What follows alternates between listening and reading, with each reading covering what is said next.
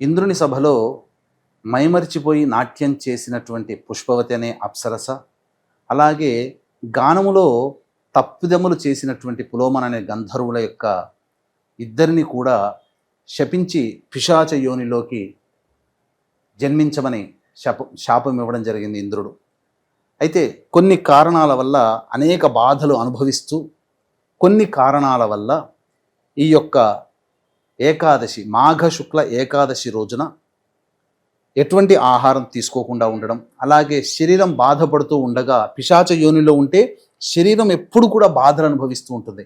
ఆ బాధలు అనుభవిస్తున్నట్టు కారణం చేత ఆ రోజంతా నిద్ర లేకుండా జాగరణ చేయడం వలన ఆ యొక్క విష్ణు యొక్క అనుగ్రహం కలిగి విష్ణువు ప్రత్యక్షమై ఆ పిశాచ యోని నుంచి వాళ్ళకి తప్పించడం జరిగింది. ఇదే భీష్మ ఏకాదశి. కాబట్టి వీక్షించేటువంటి ప్రేక్షకుల కుటుంబంలో తండ్రి వైపు భర్త వైపు 6 తరాలు, తల్లి వైపు భార్య వైపు 3 తరాలలో దుర్మరణాలు గనక ఉన్నట్లయితే అది ప్రధానంగా ప్రేత దోషము అని అంటారు. ఈ ప్రేత దోషములో ఉన్న చనిపోయినటువంటి వాళ్ళందరూ కూడా పిశాచ యోనిల్లో ఉంటారు.